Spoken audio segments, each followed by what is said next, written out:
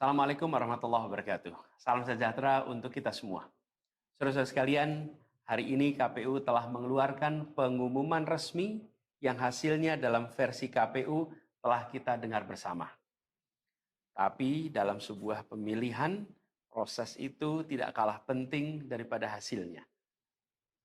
Proses pemilihan itu penting untuk dipastikan terbuka, adil, jujur, bebas dari berbagai macam tekanan. Untuk apa? Untuk menjamin bahwa semua suara yang memenuhi syarat akan didengar dan akan dihormati. Proses pemilihan ini penting untuk dijaga agar memastikan legitimasi, kepercayaan, dan inklusivitas dalam hasilnya. Tanpa proses yang kredibel, legitimasi calon yang terpilih atau legitimasi keputusan bisa menyebabkan keraguan. Maka menjaga integritas pemilihan adalah fundamental untuk kelangsungan demokrasi dan untuk terpenuhinya aspirasi masyarakat secara keseluruhan. Atas dasar itu, izinkan kami menyampaikan pernyataan untuk mendakapi proses pemilu yang sejak awal hingga saat ini. Saudara-saudara sekalian, sepanjang perjalanan Pilpres kali ini, sejak awal kita semua telah melihat dan menemukan begitu banyak ketidaknormalan, kekurangan, dan pembiaran terhadap proses yang tidak wajar, yang tidak pernah terjadi sebelumnya dalam sejarah bangsa ini. Sudah menjadi rahasia umum, berbagai kekurangan ini telah kita temui sejak jauh sebelum pencoblosan. Mulai dari rekayasa regulasi sampai ke intervensi alat negara. Dan semua ini telah menjadi catatan media serta jadi catatan publik. Mas Anies dan saya maju pencalonan sebagai capres dan cawapres ini untuk membawa misi perubahan, menghadirkan keadilan dan kemakmuran bagi semua, menegakkan kembali demokrasi dan menunaikan janji-janji reformasi. Dan berdasarkan catatan dari KPU tadi, ada puluhan juta orang yang menitipkan suara kepada kami berdua. Maka demi memperjuangkan suara mereka yang percaya pada perubahan dan tetap teguh hingga akhir, kami memutuskan meminta tim hukum Timnas Amin untuk maju ke Mahkamah Konstitusi dan menyampaikan kepada majelis hakim serta publik luas tentang berbagai kekurangan dan penyimpangan yang telah terjadi selama proses Pilpres kali ini. Terlalu banyak temuan-temuan tentang proses demokrasi yang tidak berintegritas ini yang telah dikumpulkan oleh tim hukum Timnas Amin. Semua ini nanti akan disampaikan oleh tim hukum kepada Mahkamah Konstitusi. Kami mempercayakan sepenuhnya proses ini kepada tim hukum yang dipimpin oleh Saudara Ari Yusuf Amir. Dan tentu dikawal dan didukung sepenuhnya oleh tim Amin di bawah kepemimpinan Kapten Muhammad Saugi. Kami menyerukan kepada seluruh relawan dan pendukung, mari kita dukung sepenuhnya tim hukum berjuang di jalan konstitusional yang telah tersedia secara sah. Dan kita semua akan terus menjaga etika demokrasi, menjaga suasana kedamaian dan persatuan. Saudara-saudara sekalian, kepemimpinan yang lahir dari proses yang ternodai dengan penyimpangan, dengan kecurangan, akan menghasilkan rejim yang outputnya nanti, keluarannya nanti adalah kebijakan-kebijakan yang penuh dengan ketidakadilan. Dan ini yang tidak ingin kita temui di Indonesia. Kita tidak ingin ini terjadi. Dalam prinsip negara demokrasi modern, ketika melihat ketidaknormalan, ketika melihat penyimpangan demokrasi, maka langkah yang dilakukan bukanlah marah-marah lalu melakukan agitasi kepada publik, tapi langkah yang dilakukan adalah mengumpulkan semua sinyalemen, semua bukti-bukti untuk kemudian nanti dibawa ke depan hakim, ke depan Mahkamah Konstitusi. Ini ciri pribadi, ciri organisasi, dan ciri negara yang modern, yang matang, yang beradab.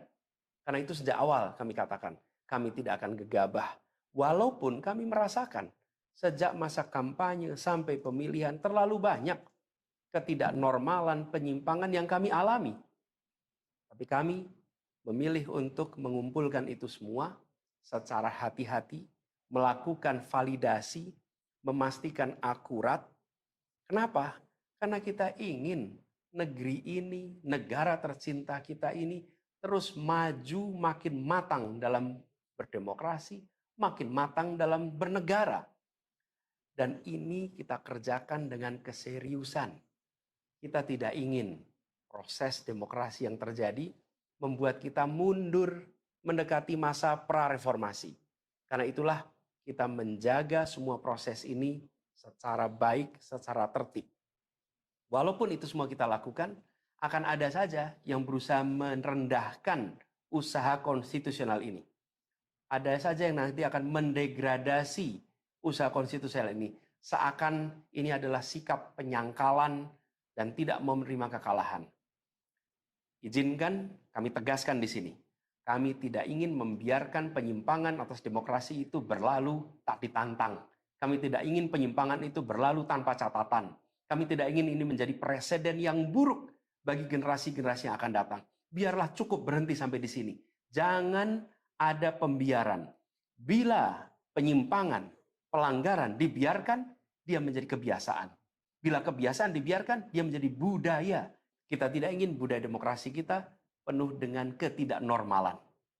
Kita ingin mengembalikan demokrasi kita menjadi demokrasi yang penuh dengan kewarasan. Demokrasi yang mengedepankan adab. Ini yang harus kita kerjakan. Karena itulah kenapa kita memilih jalur ini. Karena kita ingin agar pengalaman ini nantinya tidak menular. Tidak menular kemana? Ke pemilihan-pemilihan berikutnya. Baik pilpres, nanti akan ada ratusan pilkada, akan ada pileg tingkat 1, tingkat 2, yang tidak boleh mengalami yang pernah kita saksikan sama-sama. Walaupun kami sadar, kita ini dalam situasi yang tidak normal. Banyak yang menyampaikan kepada kami bahwa kemungkinan untuk bisa mendapatkan keadilan itu kemungkinannya amat kecil. Berbagai pihak mengatakan ini lembaga-lembaga negara yang terkait penyelenggaraan pemilu, terkait penyelenggaraan sengketa, telah terkooptasi oleh oknum-oknum yang sudah terbukti melanggar etik. Bahkan ada yang ketuanya sudah melanggar kode etik berkali-kali, sudah diberikan sanksi berkali-kali, tapi tetap saja dibiarkan menjalankan perannya. Padahal perannya memiliki dampak pada kehidupan seluruh bangsa Indonesia dan perjalanan ke depan negara kita. Meskipun kita dengar itu semua, meskipun kita saksikan ketidaknormalan itu, tapi kami tetap memilih berada pada jalan dan jalur konstitusi. Kami berharap pertolongan Allah Subhanahu wa taala, pertolongan Tuhan yang Maha Kuasa. Semoga Allah bukakan, Allah teguhkan hati para hakim konstitusi itu untuk mereka bisa imparsial, untuk mereka memiliki keberanian, untuk mereka mengambil keputusan yang adil, keputusan yang benar, keputusan yang nantinya akan mereka pertanggungjawabkan di hadapan Tuhan yang Maha Kuasa. Keputusan yang akan mereka pertanggungjawabkan di hadapan sejarah perjalanan bangsa Indonesia, yang akan dipertanggungjawabkan di depan anak cucu mereka di kemudian hari. Ini adalah harapan kita, dan kami yakin insya Allah mereka akan bisa menjalankan apa yang menjadi harapan dari kita semua. Mari kita terus jalankan perjuangan ini dengan menjunjung tinggi etika, menjaga kedamaian dan persatuan. Kita dukung langkah tim hukum, dan kita biarkan segala temuan itu nantinya disampaikan dan menjadi rekam sejarah yang tercatat secara resmi dalam lembaran risalah-risalah Mahkamah Konstitusi Republik Indonesia. Ini biar menjadi catatan, ya catatan pengingat, catatan yang penting bagi perjalanan Republik ini, perjalanan bangsa ini di masa yang akan datang. Seperti saya katakan tadi, jangan sampai ini berulang lagi. Dan izinkan kami mengakhiri dengan menyampaikan terima kasih.